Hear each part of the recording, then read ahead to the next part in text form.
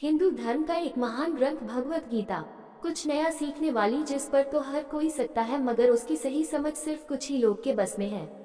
भगवत गीता की श्लोक और गीता के मैसेजेस को समझिए आसान हिंदी भाषा में और हिंदू धर्म के असीम ज्ञान के प्रकाश में लिए वेद का ज्ञान चैनल पर सभी सब्सक्राइब करें। श्रीमद् भागवत गीता। इस भागवत गीता में मानव के लिए अनमोल वचन है जो हम सबको अच्छा विचार देता है और हमें जीने का अच्छा राह दिखाता है। नमस्कार मित्रों, आप सबका एक बार फिर से वेद का ज्ञान चैनल पर आप सबका स्वागत है। भगवत गीता अध्याय 2 श्लोक 6।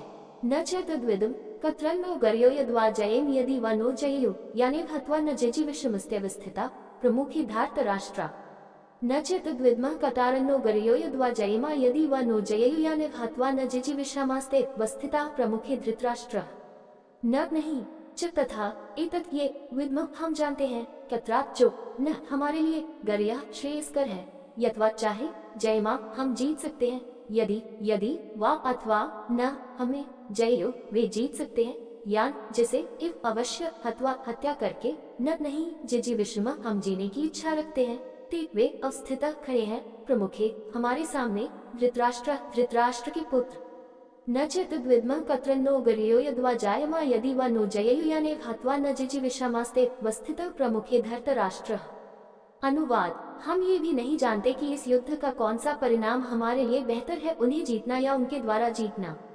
उन्हें मारने के बाद भी हमें जीने की इच्छा नहीं होगी, फिर भी उन्होंने धृतराष्ट्र के पुत्रों का पक्ष ले लिया है और अब युद्ध के मैदान में हमारे सामने खड़े हैं। कार्रवाई के सबसे उपयुक्त तरीके का मूल्यांकन करते समय व्यक्ति विभिन्न विकल्पों और उनके परिणामों पर विचार करता है। अर्जुन इस बात पर बहस कर रहे थे कि क्या कौरवों को हराना वांछनीय होगा या उनसे पराजित होना वांछनीय होगा। दोनों विकल्प हार की तरह लग रहे थे, क्योंकि अगर वह कौरवों को मारकर युद्ध जीत जाता तो उसे जीने की कोई इच्छा नहीं होती। हालांकि सच्चाई यह थी कि भीष्म, द्रोणाचार्य, कृपाचार्य आदि ने अधर्मी कौरवों का पक्ष लेकर अपमानजनक कार्य किया था।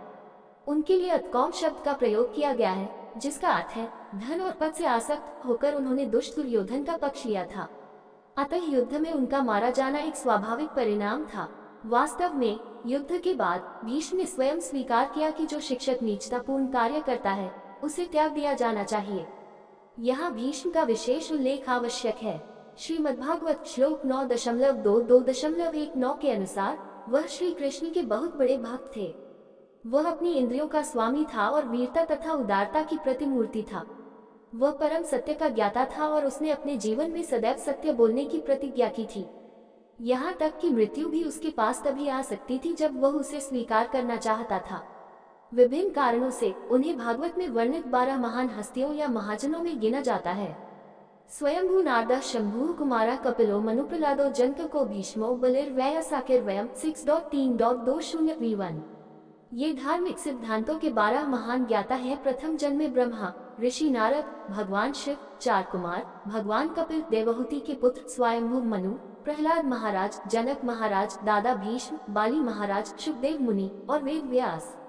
इसलिए भीष्म एक प्रबुद्ध आत्मा थे जिनके कार्य कभी भी धर्म के सिद्धांतों के विरुद्ध नहीं हो सकते थे।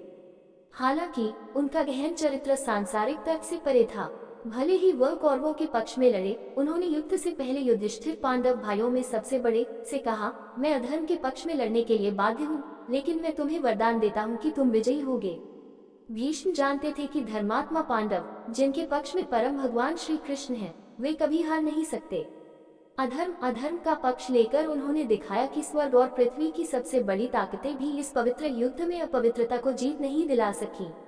इस प्रकार उन्होंने भगवान कृष्ण की दिव्य लीलाओं की सहायता के लिए अपने जीवन का बलिदान देकर सबसे बड़ा बलिदान दिया। श्री कृष्ण कौरवों की ओर से लड़ने के बावजूद भीष्म की उनके प्रति गहरी भक्ति से अच्छी तरह परिचित थे। इसीलिए उन्होंने अपनी प्रतिज्ञा तोड़कर भीष्म की प्रतिज्ञा कायम रखी। भीष्म ने युद्ध के दौरान एक विशेष दिन पर निर्णय लिया कि अगले दिन सूर्यास्त से पहले वह या तो सबसे प्रमुख पांडव योद्धा अर्जुन को मार देंगे या फिर उसे बचाने के लिए श्री कृष्ण को हथियार न उठाने की अपनी प्रतिज्ञा तोड़नी होगी।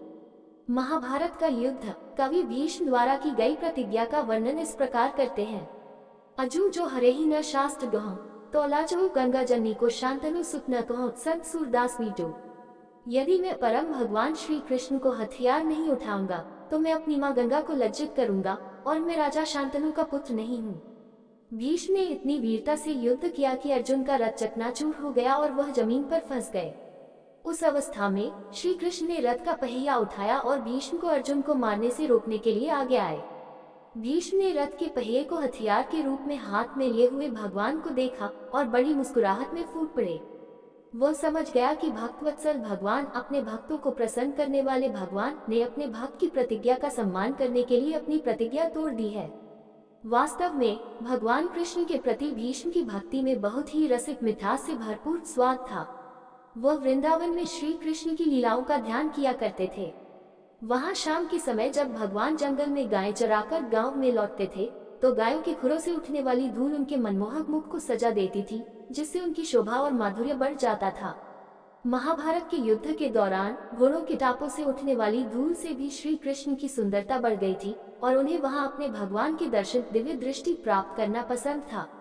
अपने जीवन के अंतिम चरण में जब वह 6 महीने तक बाणों की शैया पर लेटे रहे तो उन्होंने ईश्वर के उसी दर्शन पर ध्यान किया और उनसे निम्नलिखित प्रार्थना की। युधि तुरागा रजो विधूम्र विष्णव कच्छ लुलिता श्रमावर्य अलंकृत सिमम निश्चिता शरीर विभिद्यमान त्वची विलासत कवचे स्तु कृष्णात्मक भागवत 1.9.34v3।